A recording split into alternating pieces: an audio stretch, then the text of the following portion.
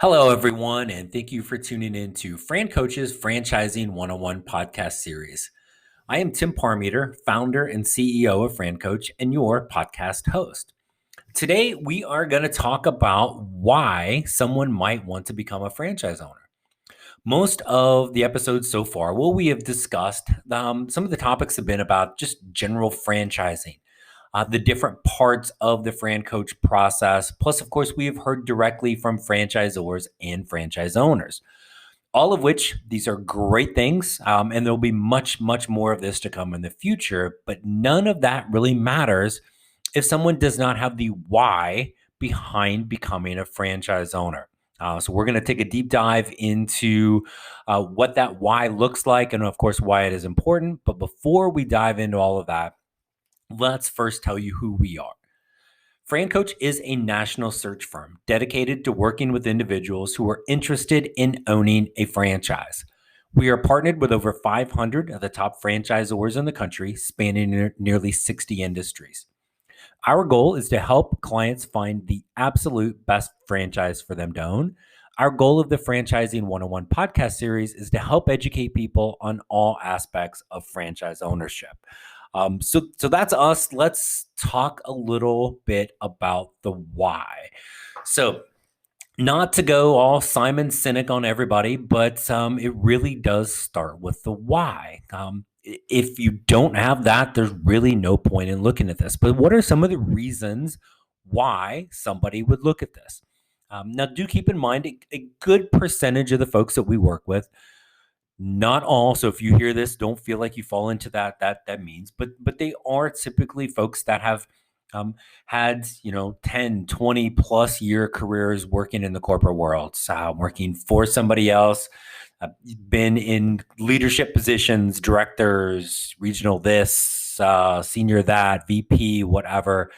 So folks that have been very successful, but again, running a part of somebody else's business. So when we talk to folks, and usually kind of in the first and definitely second phone call, as we're starting to build out what somebody's ideal franchise model and owner role would look like, we really do want to understand why. Why are we even talking? Why are we looking at this? And some of the things, just kind of give you an idea, and then we'll go into more detail. But words we will hear a lot: flexibility, freedom, financial gain, whether that's be able to make more money, build wealth, equity, exit strategies, control, legacy, something of your own, working for yourself versus somebody else, a chance to build something from scratch rather than just being a part of something.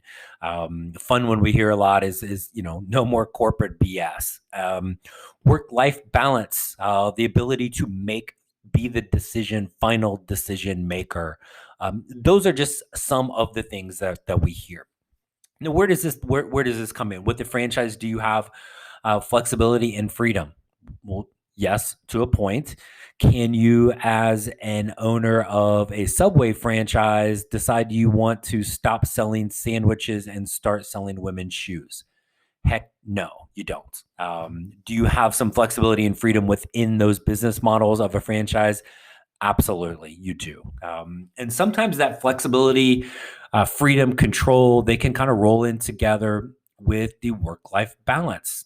Are you going to work hard as a franchise owner, especially if you're a full-time owner? Yeah, you are. More than likely, you've been doing that your whole life for somebody else, which is part of why you're successful. So it is logical to think that you are going to do it for yourself when you're working in your own business. So yes, you're going to work hard. That's who you are.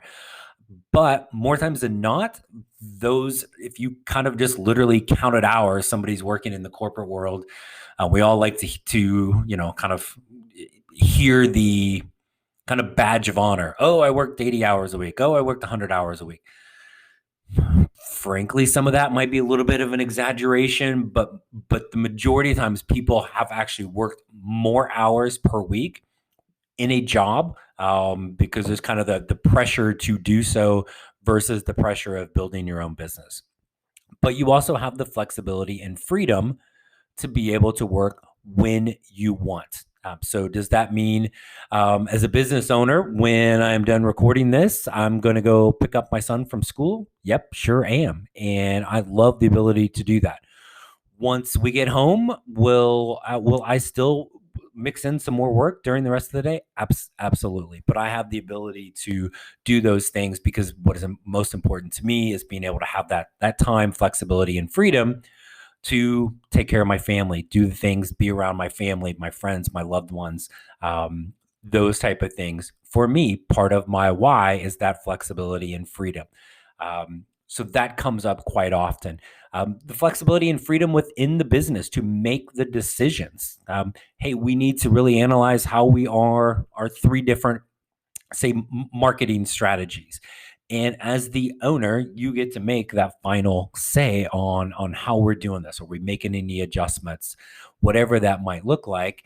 In the corporate worlds, no matter what your position is, you're more than likely not the absolute final say. The control to work as long as you want in that current role. As an employee, we don't have that. It is very rare that somebody works one job, works there for their entire career, and then decides when they want to retire. That's very, leave it to Beaver-esque type of thing that just doesn't happen anymore. As a business owner, you get to control that. That's where, again, kind of that work-life balance, the ability to really build something from scratch. Now, it's not completely from scratch from a franchise standpoint. Your unit is from scratch. You're still following that overall plan of the franchise, but you get to build that. Your income, we're kind of back to the financial gain a little bit as we're building, right? Think of that. Everybody has different goals for two numbers: how much money we want and how much time we want to spend getting it. There's no wrong answer with this. So, but whatever that is, you have the opportunity to build your business up to it, to take home what you want out of the business. There's no ceiling on that. So if you are in a corporate job and you're like, I'm working too much, I would happily take a little less money to work half as much. Good luck with that conversation with your boss, because I got a hint. It's not going to go well. They're just going to show you the door. With your business, if you're okay making a little bit less than maybe other owners in your franchise, but that number meets your goal and it's also meeting your lifestyle goal, there is nothing wrong with it. You have control over what you just built. Now, on the flip, and again, let's be honest, there's not a ton of people out there going, well, I don't want to make a lot of money, but that really is a possibility. And there's some of the happiest franchise owners I've ever met are actually in that almost kind of bottom half of their particular franchise and how much money they're making. But it hit their goals of how much money they wanted and the time they spent. They built it to that. They had control over that.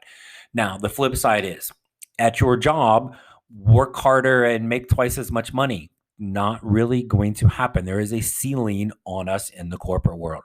There is no ceiling on us in the ownership world. So as an owner, could one unit of a particular franchise meet your financial goals? Absolutely. But maybe once you've hit those goals, you're like, maybe there's a little bit more. So we look at ways, again, your control to build this and continue to build. Do we add on more staff? Do we take on another territory or another location? Do we add on further to that? You have the ability to continue to grow the business, to grow essentially kind of your empire. You want to go crazy? And we're in the middle of a 3-part series on scaling right now and how to do that. And so maybe that's multiple locations, maybe it's multiple territories, maybe you add an additional franchise. You'd be amazed at how many people own multiple brands. I've got 3 of franchise number 1, I've got 2 of franchise number 2, and I just started 1 of franchise number 3. You really, again, have the control to build that type of business and that type of empire. Then that falls back to, frankly, one of my favorite ones for this is the legacy. So I don't care how great of an employee you are not going to just automatically be able to legacy your vice president position to your kid when you're ready to retire. As a business owner, you can. You can have them involved in any way, shape, or form, whether that's the McDonald's owner that's going to have their teenage kid start out by making French fries. Awesome, right? Be able to do that. Be able to eventually be involved in the business and whatever that looks like, and eventually take it over. We cannot, in any way, shape, or form, do that as an employee, but you can as a business owner. The other piece of legacy that I think is important, and frankly, I don't know that I even realized until till becoming a business owner, and as my 7-year-old started to grow and be a little bit more aware of things. Um, our kids now get to see there is another way. There is nothing wrong with people, and certainly how I was raised, and a lot of people out there was raised in the mindset of go to college, get your degree, go get your job, work till you're 65, get your pension and your gold watch. Okay, well, again, that doesn't happen very often, but there's certainly nothing wrong with going to get an education, get a degree, get a couple degrees, go work for somebody, go have a career. Nothing wrong with that at all. But our children, when we are owners, they also see there is another way. Want to go get a degree, get a job? Awesome. If you want to do something on your own, there is a way. Whether it is our kids come into the business we have, maybe it inspires them to do something on their own, whether it's a startup, a franchise of their own, whatever. We're actually giving them another path and educating them on more ways in which they can create their path in their future. And to me, that's one of the coolest things is as a father and a business owner, my son knows go do well in school, go get a degree, go get jobs, whatever. But he also has another path. And so when you think of the why behind this, if you heard any of those things, I would love more flexibility. I'd love more freedom, love more financial gain, income, wealth, equity, that ability to have an exit strategy of eventually selling the business down the road, just overall more control, work-life balance, building something of your own. If any of those things resonates with you, then this is something we should be exploring. Doesn't mean that franchise ownership is going to be the right path for you now, but those are key thoughts, key drivers, and key whys behind somebody would ultimately become a franchise owner. So, with all the things we've talked about in process related, just general franchising, again, our franchise owners we've talked to, our franchisors we've interviewed, and we're going to definitely continue to do that. But I just really wanted to stop and go back to the absolute beginning, and again, really not to steal from our boy Simon, but it really does start with the why. And if some of those things we talked about are your why, then we need to talk further. So anyway, I hope that is helpful to, again, why somebody might be looking at this, and why we should kind of get engaged in the process.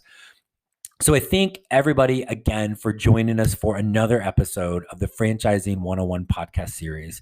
And we hope this will help enlighten those interested in franchise ownership or wondering if they should be interested in franchise ownership, to some of the amazing possibilities that are out there, some of the reasons why we should look at this. If you enjoyed the podcast, hopefully you will, if you have not already, subscribe and follow wherever you listen to your podcast. And don't be shy. Leave us a review as well. We'd love to hear from you. If you would like to learn more about potentially becoming a franchise owner, if one of those whys resonated with you, then click the link in your podcast window to schedule a call, or you can find us online at FranCoach.net. There's never, ever any fee for our service. So we encourage you to take that first step today to help create your better tomorrow. Thanks, everyone, for tuning in. Stay safe, and we look forward to connecting very soon.